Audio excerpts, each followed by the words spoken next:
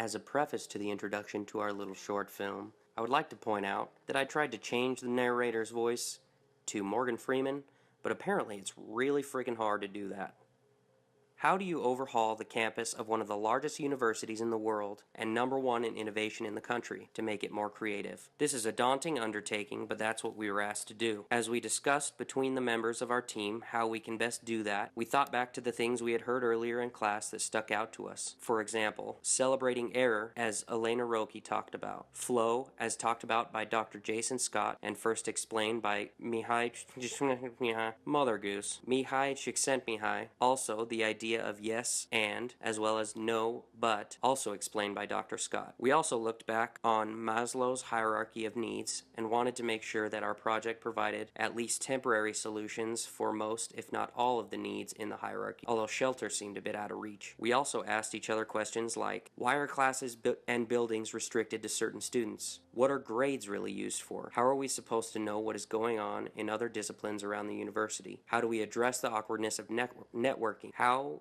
can we encourage open interaction? We obviously wanted to make sure to address these with our project. After a while, we came to a common consensus that would form our entire idea. Creativity should start with a creative space. We also came to the realization that ASU is just too damn big and there is too much bureaucratic red tape to make serious university-wide changes that would truly be effective. So we put our heads together to find a way around it. We decided that our project would be to condense the idea of Dean Tepper's creative campus into a smaller, more manageable arena, a sort of micro-creative campus that would serve as the nerve center for Dean Tepper's ideas. This space would be a collaborative space that would, as Dean Tepper says, encourage border activity as well as collaboration and exploration between disciplines. It would create a place where not only students, but companies and entrepreneurs from the local community would come and openly work together in an enjoyable, adaptive, and interesting space to keep pushing ASU's innovation forward. With an idea so large in scope, we had so much to work out to make the idea feasible. Enter Zigzag. Step 1. Ask. We came into this first step having a relatively defined idea of what we wanted to do and to accomplish, our micro-creative campus. We began by simply asking, by thinking of as many questions related to the project that we could think of so that we could establish a more in-depth idea of what we wanted to accomplish. For example, who is this environment for? How will this environment facilitate new interactions? Can we commission top students to help design the concept? How sustainable can we make this concept? How will we define the space to faculty and students? What external resources can we utilize to make the most functional environment? Even with all of these questions, where the hell were we to start? We decided to go through another brainstorming session where we took these questions and tried to answer them in the context of this creative space that we wanted to cultivate. For example, one of our questions, can we change the way credit is given? We thought that one idea would be to offer credit in a similar manner as a senior capstone. The students would work with faculty to create a plan for the semester and would establish the credit value of the work to be completed.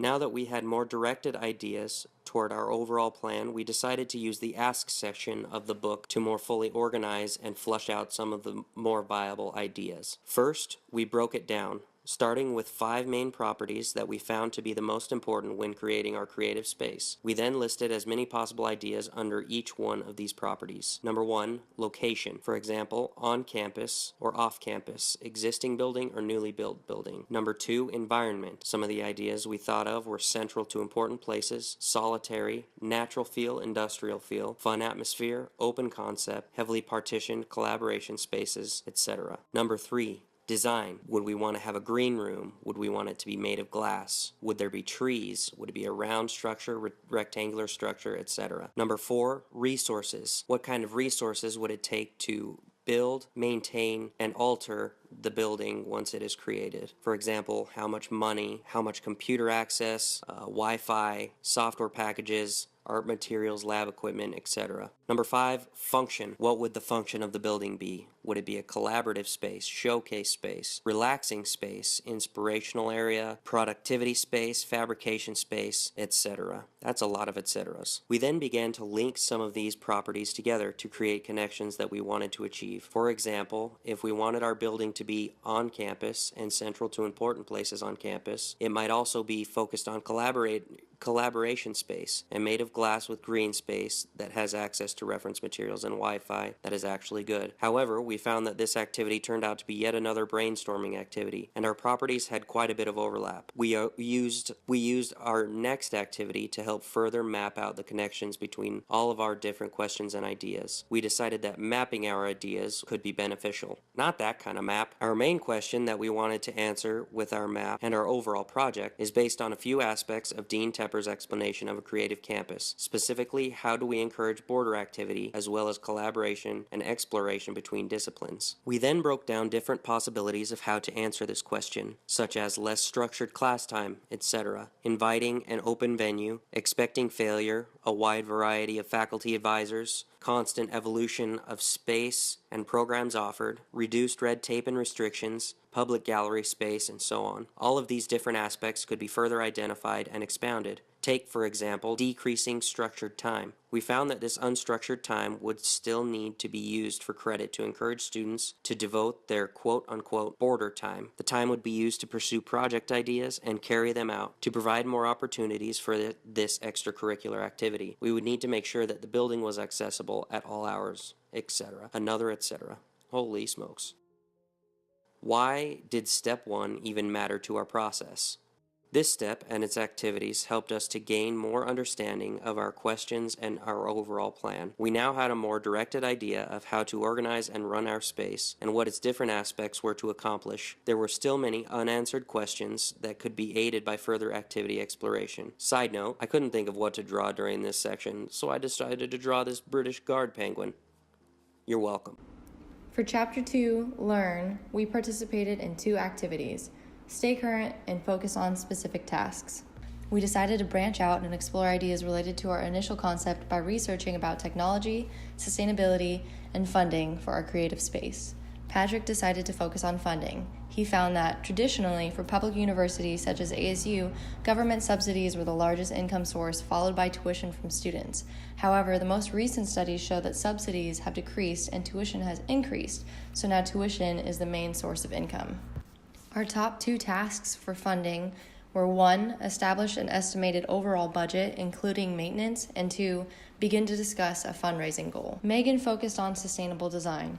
She found that the use of stained glass windows and green spaces inside of buildings are 2 characteristics of sustainable design that are becoming more popular in modern architecture. She decided the main associated tasks would be to 1. Begin a concept design, and 2. Determine functional versus purely aesthetic qualities. I focused on interactive technology. I watched a few TED Talks that discussed the introspective experiences people have with the spaces they inhabit and the technology supporting those experiences, as well as biological advancements that are drastically changing the materials and processes of building design. I had 3 notable takeaways and 3 specific tasks. We should begin to focus on modular systems when we are designing spaces. How can we mimic biology in the sense of continuity rather than individual assembly? What advanced materials and processes can we invite into this project to elevate the sustainability of the structure as well as boost the desired human interactions? The implementation of unobtrusive technology that allows for non-traditional interactions with artifacts, materials, and people will be crucial in designing a space meant to engage a wide demographic. Finding unorthodox ways of organizing the space to facilitate boundary interactions will greatly increase the likelihood of the space remaining intriguing and functional as technology and academic practices evolve. Task 1 would be to narrow down desired spaces such as labs, lounges, focus study, collaborative study, showrooms, meeting rooms, event spaces, retail, food, etc. 2. Determine the functional relationship between spaces, desired interactions, and the placement of academic resources and media. And 3. Explore the concept of sustainable design while introducing biologically derived materials for the structure.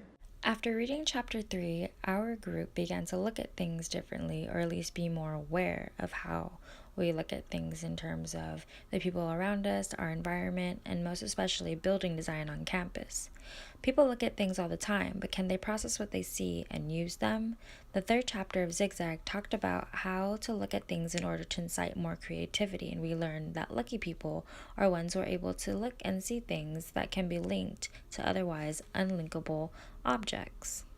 So what exactly is the secret for these lucky people who have been able to master the discipline of looking? In this chapter, we have a few examples to master this skill. And we learned that creative people are very good at finding exactly what they need to see to take the next creative step forward. Master the act of your eyes, being prepared to see potential solutions everywhere you look. So, how to master the discipline of looking? First of all, change your perspective. Secondly, shake up your routine. Third, if and when you get the chance, hop on an airplane and travel more.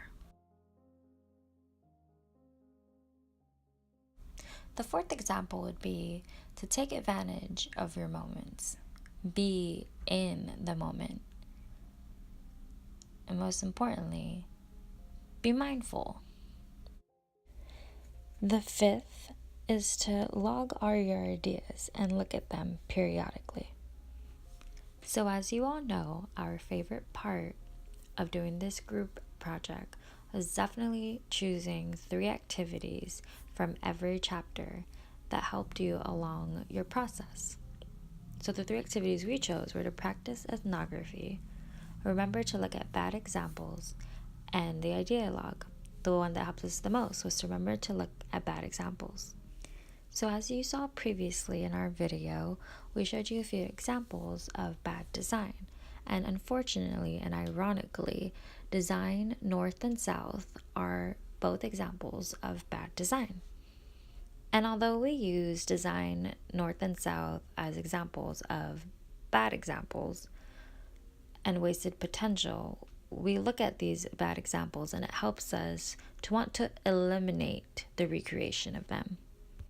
We found that not everyone likes to look at bad examples as for inspiration. However, when you look closely and try to find out what went wrong with the idea, creative juices start to flow.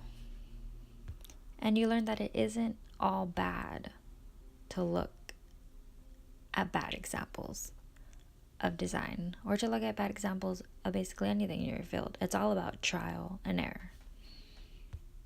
From trial and error, good examples form, and looking isn't hard, but definitely taken for granted. So chapter 3 allowed us to let our eyes wander, and you should too. You might just get lucky and find exactly what you were searching for, or better. Chapter 4 brought us the idea of using play and relaxation to help generate creative ideas. CEO of Citibank used this ideal to take vacations whenever he needed ideas to help his business. In fact, this is how he developed ATM machines, which are now used all around the world. So with this in mind, we decided to use the creative challenges found in the book, such as visualizing spaces, to help generate further ideas for our creative campus.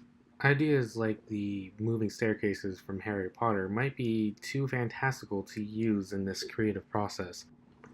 But small-scale ideas like hammocks and beanbag chairs are perfect for enhancing a workspace for students to use on campus. But of course, ideas should not be limited, so maybe a giant tree could be in the works for this building. But it's important to know that play, relaxing, creative challenges are all very helpful for whatever you're going to do. So continue on playing. Chapter 5, Think. The main goal of this chapter was to generate as many ideas one can think of, because after coming up with 100 ideas, one of them has to come out shining.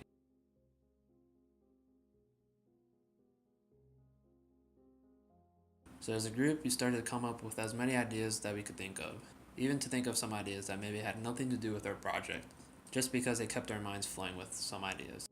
One of the activities that we took out of the book to help us think of ideas was try toppling. The goal of this activity is to make you think fast, to come up with something, anything. It does not have to be correct in any way, it just has to come out. So you can work off that idea and hopefully make something great.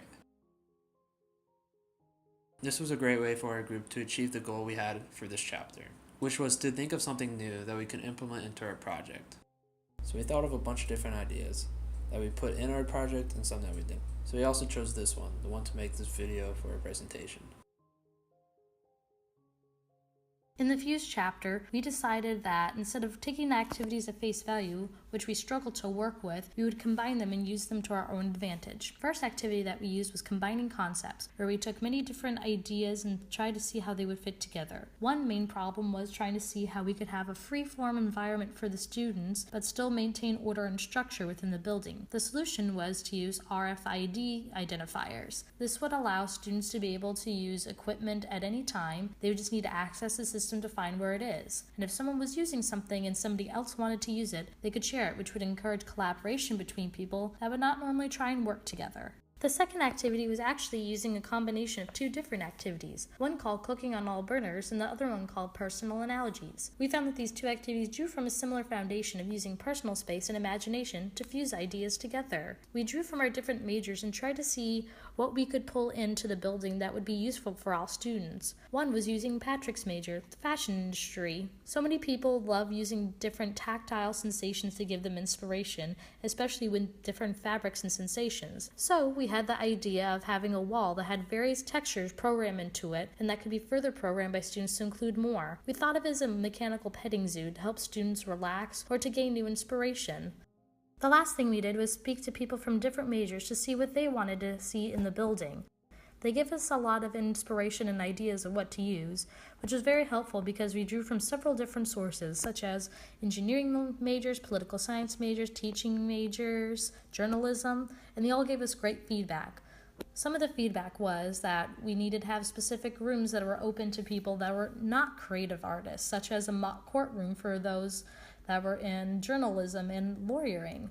Other suggestions were that we needed to have encouragement in the space, a reason for students to be engaged and to be able to use it. If people weren't willing to push their boundaries on campus, then no amount of change to the overall campus would be highly successful. But if we had a system that encouraged this, then we would ultimately be more successful in our endeavors. Our main takeaway from this was how we could incorporate our various ideas and concepts into everyday use. Take, for example, our idea of wanting to have a tree in the building, as well as a slide to slide down on. We didn't know how they would serve in everyday use, but as we consider it more, we realized that the tree could be a center point for the building that the slide would wrap around. As you slid down the slide, you'd be able to see all the different artworks and activities going on, thus encouraging you to explore what other students were doing and want to collaborate more. And while we did struggle with this chapter a little bit, ultimately we were able to pull the best ideas and concepts that we had, combine them together, and get the best use that we could out of them. In the Fuse chapter, we were able to focus on the underlying structures and not just the surface content of our ideas. We were able to place deeper meaning and not just what we could take at surface value.